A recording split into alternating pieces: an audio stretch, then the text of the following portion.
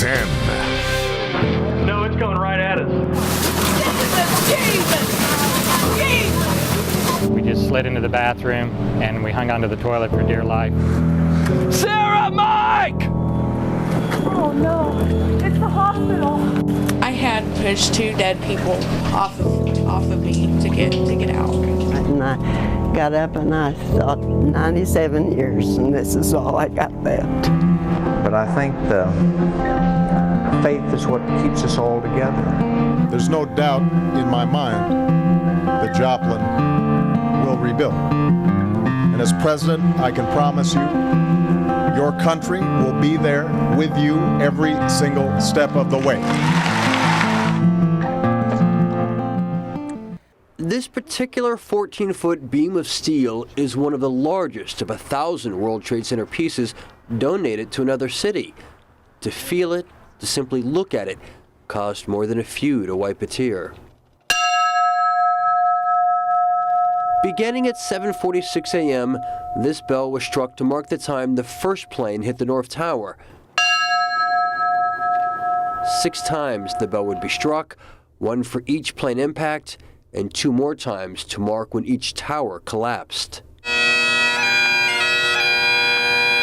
I started looking around. There just wasn't any other 9/11 memorial that's anywhere around here. It was Trevor Miller, an Overland Park firefighter, who led the effort to create a local memorial. We did have a gentleman that did lose a family member that was here earlier, and it's very emotional to hear their stories, and they're very appreciative that this is here too.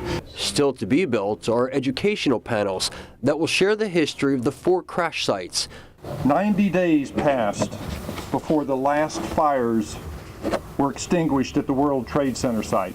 Congressman Kevin Yoder says the 1-ton piece of steel is an important symbol. Because it was that steely resolve, that determination, that dedication to our freedom as Americans, that it was going to endure, and that our resolve to preserve our freedom would stand tall. Today's groundbreaking marks just the beginning of the memorial. When completed, it'll honor those who have lost so much and a country that will never forget. High on a hilltop overlooking the cityscape sits a Victorian mansion, built in 1887 and now fully embellished for Christmas. It is really decorated in the high Victorian manner.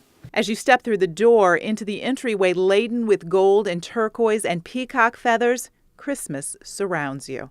They had taken over the concept of Christmas and wanted it to be abundant and happy, and so we filled it up with glitter and shine. As you noted, the peacock feathers are very popular. Deeper into the home, in the family dining room, there's a table set for 2 in what feels like a snow-laden forest. The designer used white feathers and icicles to give the cozy room a bit of a chilly feel. I love it.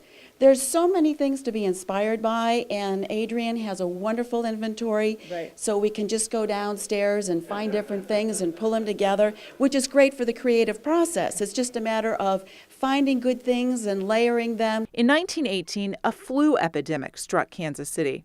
It upended the Croatian community, now known as Strawberry Hill, and it left behind many orphans. At the same time, the family was ready to sell the home.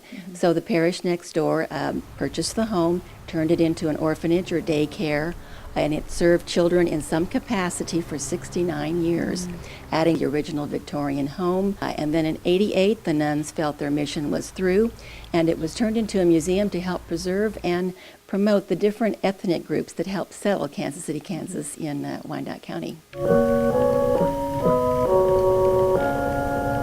That's why there's one room in the mansion dedicated to the children that called it home. And maybe that's also the reason St. Nicholas himself still pays the museum an annual visit. Merry Christmas. Carrie Wickersham, Fox 4 News, working for you in Kansas City, Kansas.